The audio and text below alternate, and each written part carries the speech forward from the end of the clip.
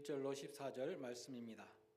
느헤미야 13장 1절로 14절까지 봉독하겠습니다.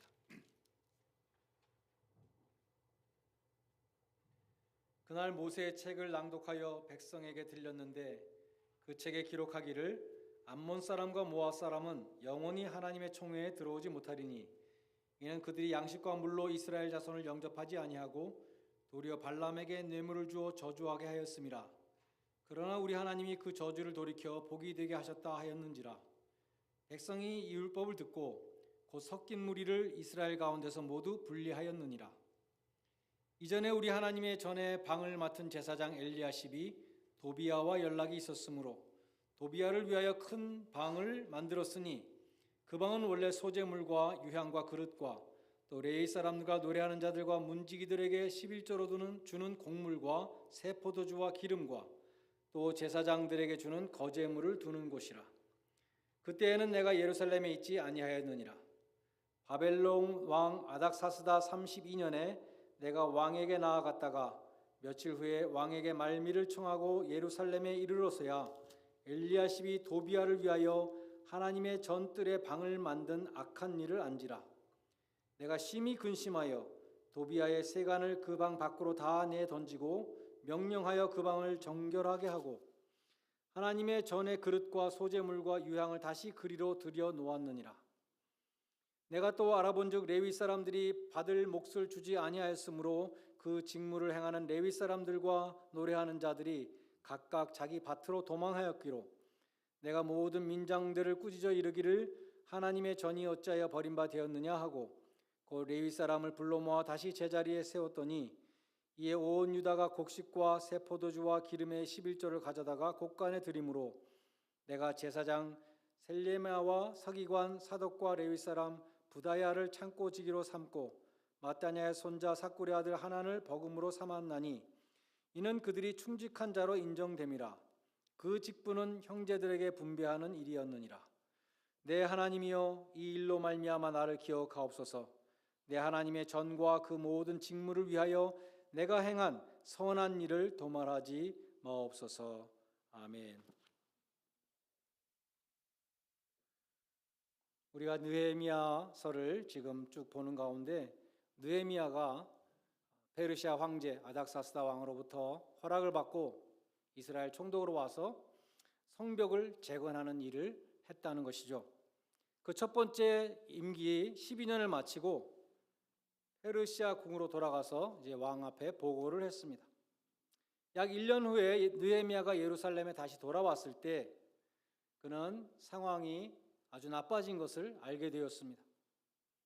곧 이스라엘 백성들이 10장에서 하나님과 맺었던 11조를 드리겠습니다, 안식일을 지키겠습니다 등등 그 모든 것들을 전혀 이행하지 않고 있는 것을 보았던 것입니다. 지도자가 없으면 하나님의 백성들은 양처럼 길을 잃기 쉽습니다. 모세가 십계명을 받기 위해서 불과 40일 동안 이스라엘 백성들을 떠났는데 그 사이에 이스라엘 백성들은 금송아지를 만들었던 것입니다. 느헤미야도 예루살렘을 잠시 떠났다가 돌아와 보니 백성들이 다시 죄에 빠져 있었습니다. 느헤미야가 예루살렘에 돌아와서 발견한 가장 충격적인 사실은 대제사장 엘리야십이 암몬 사람 도비야에게 성전의 방을 내줬다는 것입니다. 13장 28절에 보면 이 엘리야십의 손자가 느헤미야의 또 다른 대적인 산발랏의 사위가 되었습니다. 느헤미야서를 읽는 우리는 우리 눈을 의심하지 않을 수가 없습니다. 그렇게 성벽 재건을 방해하던 두 사람, 도비야와 산발랏, 이 두 사람이 대제사장 엘리야십과 혼인 등을 통해서 이제 내통이 되고 대제사장이 이 하나님의 원수 도비야에게 성전에 큰 방을 내줬다는 것입니다. 5절에 보면 그 방은 본래 소재물과 유향과 그릇과 11조로 드린 곡물과 새 포도주와 기름과 제사장들에게 주는 거제물을 두는 곳이라고 했습니다. 이스라엘 백성들이 하나님께 드린 예물을 보관하던 그 큰 방을, 중요한 방을 이 하나님의 원수 도비아가 떡하니 차지하고 있습니다. 그것도 대제사장이 방을 탁 내줬다는 것이죠. 정말로 믿기 어려운 일입니다. 지금까지 하나님의 일을 방해하고 하나님의 백성을 망하게 하려고 온갖 악한 일을 자행하던 그 장본인에게 대제사장이 성전의 가장 중요한 방을 내줬다는 것입니다. 느헤미야가 그 황당한 장면을 보고 어떻게 했습니까? 8절과 9절에 기록되어 있습니다. 내가 심히 근심하여 도비아의 세간을 그 방 밖으로 다 내던지고 명령하여 그 방을 정결케 하고 하나님의 전에 그릇과 소재물과 유향을 다시 거기에 들여 놓았느니라. 느헤미야는 지체하지 않고 도비아와 그 세간살이를 다 내던지고 그 방을 다시 주님 앞에 봉헌하고 본래 목적대로 사용되게 하였다는 것입니다. 예수님처럼 느헤미야가 성전을 정화한 것입니다. 이 느헤미야의 성전 정화 속에서 우리는 예수님의 모습을 또 보게 됩니다. 예수님이 성전에서 장사하는 사람들을 내어 쫓으실 때에 제자들이 보니까 주의 전을 사모하는 열심이 나를 삼키리라 하는 시편 69편 말씀이 생각났다는 것이죠. 예수님의 그 삼켜버릴 듯한 그 열정을 보았습니다.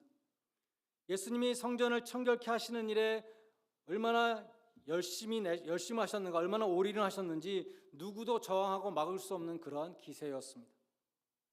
예수님의 그러한 모습을 본 제자들의 마음에는 주의 전을 사모하는 열심이 나를 삼키리라는 시편 말씀이 저절로 생각났던 것입니다. 그런데 이 예수님은 예루살렘 성전이 이제 무너지고 새로운 성전, 곧 예수님의 몸된 교회가 탄생할 것을 말씀하셨습니다. 예수님이 죽었다가 부활하심으로 그 옛 성전과 모든 제사 제도는 이제 폐지가 되고 새로운 성전인 주님의 교회가 탄생하는 것입니다. 눈에 보이는 성전이 무너지고 눈에 보이지 않는 교회가 탄생하는 것입니다. 눈에 보이는 성전은 죽은 돌들로 쌓여진 그러한 집이라고 베드로는 말합니다. 거기에 비해서 눈에 보이지 않는 이 성전인 교회는 성도 한 사람 한 사람이 산 돌로 리빙 스톤이 되어서 이루어지는 신령한 집이라고 베드로는 말씀합니다. 이제 예루살렘 성전에서 드리는 제사가 유효한 것이 아니라 누구든지 두세 사람이라도 주님의 이름으로 모인 그곳은 영과 진리로 예배드리는 그곳은 바로 성전이 되는 것입니다. 고린도전서 3장 16절은 이방인 성도들의 모임인 이 고린도 교회가 하나님의 성전이라고 말씀합니다. 주님의 몸된 교회는 눈에 보이지 않는 신령한 스피리추얼한 템플이죠. 스피리추얼 템플이 되는 것입니다. 근데 사도 바울은 또 하나의 성전을 말합니다. 고린도전서 6장 19절에 보면 너희 몸은 너희가 하나님께로부터 받은 바 너희 가운데 계신 성령의 전인 줄을 알지 못하느냐. 다시 말해서 우리 한 사람 한 사람이 다 성전이라는 것입니다. 그러니까 바울은 고린도 교인들에게 하나님의 성령이 거하시는 성전이 두 개 있다 말씀한 것이죠. 첫 번째는 너희 한 사람 한 사람이 다 성전이고, 두 번째는 너희들이 모인 그 교회, 그 모임이 성전이라고 가르쳤습니다. 느헤미야가 성전에서 도비아를 내어 쫓은 것처럼, 예수님이 성전에서 장사하는 자들을 내어 쫓으신 것처럼 바울은 갈라디아 교인들에게 너희 그 갈라디아 교회에서 이스마엘을 쫓아내라 이렇게 말씀합니다. 갈라디아서 4장 29절에 보면 이스마엘을 육체를 따라 난 자라고 부릅니다. 킹 제임스에 보면 born after the flesh라고 지역했고 NIV 성경은 born in the ordinary way라고 의역했습니다. 그에 반해서 이삭은 성령을 따라 난 자라고 했습니다. 이삭은 아브라함과 사라가 육신적으로 너무 늙어서 도저히 자식을 낳을 수 없는 상황에서 하나님의 능력으로 태어난 자식입니다. 그래서 성령을 따라 난 자, 킹 제임스 성경은 born after the spirit이라고 지역했고 NIV 성경은 born by the power of the spirit이라고 의역했습니다. 성령의 능력으로 태어났다는 것입니다. 이삭은 육신적으로 불가능한 상황에서 성령의 능력으로 태어난 자식이었습니다. 갈라디아서 4장 29절에 보면 그때에 육체를 따라 난 자가 성령을 따라 난 자를 핍박한 것 같이 이제도 그러하도다 이렇게 말씀해요. 창세기 21장에 보면은 이삭이 이제 자라서 젖을 떼게 되었을 때 아브라함이 큰 잔치를 열었습니다. 그때 사라가 보니까 이 아브라함의 큰 아들이 있었죠. 애굽 여종 하갈에게서 난 이스마엘이 자기 자식 이삭을 나이가 더 어리니까 괴롭히는 것을 봤습니다. 아브라함에게 말합니다. 이 여종과 그 아들 내쫓아라. 사라하고 하갈하고 이스마엘 내쫓아라. 이 종의 아들은 내 아들 이삭과 함께 기업을 얻지 못하리라 하며 아브라함이 근심하게 되었습니다. 하나님이 아브라함에게 이르시되 내 아이나 여종을 위하여 근심치 말고 하갈이나 이스마엘을 위해서 근심하지 말고 사라가 내게 이른 말을 다 들으라. 이삭에게서 나는 자라야 내 씨라 칭할 것임이라. 그래서 하갈과 이스마엘을 내보내게 되는 것이죠.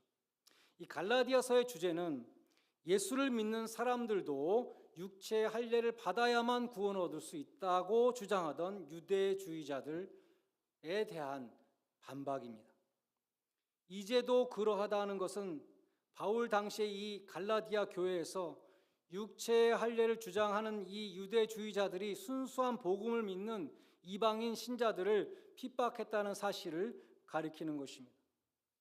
사도 바울은 그러한 유대주의자들을 교회에서부터 쫓아내야 된다고 말씀합니다. 오늘날로 말하면 이단을 쫓아내야 된다는 것이죠. 갈라디아서 4장 30절 말씀입니다. 성경이 무엇을 말하느뇨? 계집종과 그 아들을 내어 쫓으라. 계집종의 아들이 자유하는 여자의 아들로 더불어 유업을 얻지 못하리라 하였느니라. 육체를 따라 난 이스마엘이 아브라함의 유업을 받지 못한 것처럼 육체의 할례와 행위로 구원을 얻으려고 하는 이 율법주의자들은 하늘나라의 유업을 받을 수 없다는 것입니다. 사도 바울은 당시의 율법주의자들 혹은 할례당을 이스마엘처럼 육체를 따라 난 자들로 말씀합니다. 그에 비해서 약속의 복음을 믿는 사람들은 이삭과 같이 성령을 따라 난 약속의 자녀들이라고 말씀합니다. 바울은 이스마엘과 이삭을 당시 교회에 적용했습니다. 곧 갈라디아 교회 안에서 이 율법주의자들이 복음을 믿는 신자들을 핍박하는 니네들도 할례 받아야 된다. 이 핍박하는 이 원형을 이스마엘이 이삭을 괴롭힌 그 사건에서 찾았던 것입니다. 그래서 느헤미야가 성전에서 도비아를 내어쫓은 것처럼 예수님이 성전에서 장사하는 자들을 내어쫓은 것처럼 바울은 교회에서 이스마엘을 내어쫓으라. 율법주의자들 그 이단을 내어쫓으라고 말씀한 것입니다. 그런데 성경에는 또 하나의 성전이 있다 그랬죠. 곧 우리 한 사람 한 사람이 성전이라고 바울은 말씀했습니다. 성령의 전, 그것이 성전입니다. 바울이 갈라디아 교인들에게 이 성전된 교회에서 이스마엘을 내어쫓으라고 말한 것처럼 우리도 역시 우리 마음속에 있는 도비아, 하나님의 원수 사탄이죠. 이스마엘, 옛사람 그 죄악된 성품을 내어쫓아야 하는 것입니다. 깨끗이 청소를 하고 정결케 되어야 하는 것입니다. 2016년 9월 25일 뉴욕 포스트에 이런 기사가 실렸습니다. 뉴욕의 그 브루클린의 리타 월펀슨이라는 어떤 여자가 리갈리 블라인드, 앞을 잘 못 보는 여자가 있었는데 집에서 넘어져서 병원에 입원했습니다. 이 여자의 친척이 집에 가서 옷가지를 챙기러 갔는데 그녀의 집에 갔다가 2층 거실에 시신이 있는 것을 보고 경찰에 신고했습니다. 그 시신은 청바지와 양말과 셔츠를 입은 채로 바닥 위에 얇은 매트리스 위에 누워 있었는데 온전하게 보존된 백골이었습니다. 그 시신은 약 20년 전에 사라졌던 이 여자의 아들이었습니다. 그녀는 호더였습니다. HOARDER, 무엇이든지 버리지 못하고 계속 쌓아두는 사람이었습니다. 시신이 발견된 방에도 거미줄과 온갖 쓰레기로 가득 차 있어서 마치 쓰레기 트럭이 와서 덤프해놓고 간 것 같은 그러한 광경이었다고 합니다. 집안의 물건을 치우지 못하고 계속 쌓아두는 이 홀딩은 일종의 정신병입니다. Obsessive disorder, 한국말로는 저장 강박증이라고 합니다. 한번 만진 것에는 어태치먼이 생겨서 버리지 못하는 것입니다. 오랫동안 사용한 것은 더 버리지를 못하죠. 그래서 물건들이 쓰레기처럼 집안에 쌓여갑니다. 심지어 음식 찌꺼기 같은 것도 버리지를 못합니다. 그들은 결코 그 쓰레기들을 스스로 버리지 못합니다. 다른 사람이 와서 청소를 도와주어야 합니다. 찰스 스윈덜 목사님은 그처럼 더러운 쓰레기를 쌓아두고 버리지 못하는 이 병을 신앙생활에 적용해서 이렇게 설명했습니다. 저장 강박증 환자들이 어떻게 집채만한 쓰레기 더미를 치울 수 있는가? 그들 자신의 힘으로는 할 수 없다. 누군가가 그 난장방 속으로 들어와서 하나씩 하나씩 버리도록 도와주어야 한다. 그리할 때 그들은 조금씩 진보를 이루어서 끝내는 몇 년 동안 쌓아오는 그 쓰레기를 다 치우게 될 것이다. 우리가 평생 쌓아온 육체의 일을 버리는 것도 마찬가지다. 우리는 한 사람도 예외 없이 누구나 문을 열고 성령님이 우리 삶 속에 들어오시도록 해야 한다. 저장 강박증 환자들이 소나기에 잡고 놓지 않던 그 엄청난 쓰레기를 내어놓아야 했던 것처럼 당신도 육체의 일들을 하나님께 내어놓아야 한다. 그것은 한 번 결단으로 끝나는 것이 아니라 계속 반복적으로 내어놓음으로써 성령께서 기적적으로 청소하시도록 해드려야 한다라고 설명했습니다. 하나님은 온갖 더러운 죄악으로 가득 차 있는 쓰레기통에 거하실 수가 없습니다. 창세기 6장 3절에 보면 여호와께서 가라사대 나의 신이 영원히 사람과 함께 하지 아니하리니 이는 그들이 육체가 됨이라.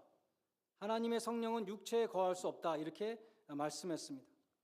갈라디아서 5장 17절에 보면 육체의 소욕은 성령을 거스리고 성령의 소욕은 육체를 거스리나니 이 둘이 서로 대적한다는 말씀이 있습니다. 사도 바울이 성령과 육체를 같이 쓸 때에는 이 플래시라는 육체는 우리의 살과 뼈를 의미하지 않습니다. 많은 사람들이 잘못 알고 있습니다. 바울이 성령과 대비해서 사용하는 이 육체라는 단어에는 신학적인 의미가 있습니다. 그래서 그것을 밝히기 위해서 예전에 NIV 성경은 sinful nature라고 번역했고 NEB 성경은 lower nature라고 번역을 했습니다. 존 스타트 목사님은 fallen human nature, our natural tendency toward sin 이렇게 해석합니다. 우리가 태어난 그 악한 성품, 죄성, 타락한 성품, 그것을 사도 바울은 육체라고 성령과 육체 그렇게 표현합니다. 그러므로 하나님의 성령이 육체에 거하실 수 없다. 하나님의 성령이 인간의 죄악된 그 본성과 함께 할 수 없다는 뜻입니다. 인간이 타락하여 육체가 되었을 때에 죄악의 쓰레기통이 되었을 때 하나님의 신은 떠나가셨습니다. 성령과 육체는 동거할 수 없습니다. 우리가 죄 가운데 빠지면 성령님은 떠나가십니다. 성령님은 죄가 가득한 더러운 곳에 거하실 수가 없습니다. 그래서 우리가 죄 가운데 빠지면 성령께서 떠나가십니다. 여러분의 마음속을 한번 들여다보시기 바랍니다.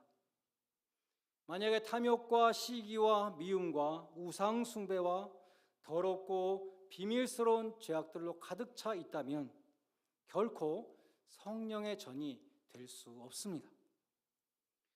하나님은 인간의 마음속에 있는 더러운 것들, 대표적인 것들로 예수님은 이렇게 말씀했습니다. 악한 생각과 살인과 간음과 음란과 도적질과 거짓 증거와 회방을 두셨습니다. 주님의 성령은 그러한 더러운 곳에 머무실 수가 없습니다. 예수님이 죄악으로 가득 찬 예루살렘 성전을 청소하신 사건은 심판의 행위였습니다. 교회가 하나님의 성전이라고 말씀하는 고린도전서 3장에 보면 17절에 보면 누구든지 하나님의 성전을 더럽히면 교회를 더럽히면 하나님이 그 사람을 멸하시리라. 심판. 성령에 전해서 성령이 떠나가시면 그 다음에는 심판이 임합니다. 그러므로 하나님의 심판이 임하기 전에 내가 먼저 깨끗하게 하는 것만이 심판을 면하는 길입니다. 그것이 요한일서 1장 9절의 말씀입니다. 만일 우리가 우리 죄를 자백하면 하나님은 미쁘시고 의로우사 우리 죄를 사하시며 모든 불의에서 우리를 깨끗게 하실 것이요. 주님이 우리 가운데 있는 죄를 심판하시기 전에 내가 먼저 회개하고 더러워진 자신을 깨끗게 하여야 합니다. 바울이 교회 안에서 이스마엘을 내쫓으라고 한 것처럼, 느헤미야가 도비아를 내쫓은 것처럼, 예수님이 성전을 정결케 하신 것처럼 우리는 우리 안에 숨쉬고 있는 이 옛사람, 이 죄악된 성품을 우리는 청소해야 되는 것입니다. 우리 안에 있는 옛사람을 내쫓는 일은 고통스러운 일입니다. 아브라함이 이스마엘을 내보낼 때 굉장히 고민하고 힘들어했습니다. 그러나 이삭과 이스마엘은 동거할 수가 없었습니다. 옛사람과 새사람은 동거할 수가 없습니다. 하나님과 죄는 동거할 수가 없습니다. 여러분은 성령님께서 거하시는 거룩한 성전으로 살아가고 계십니까?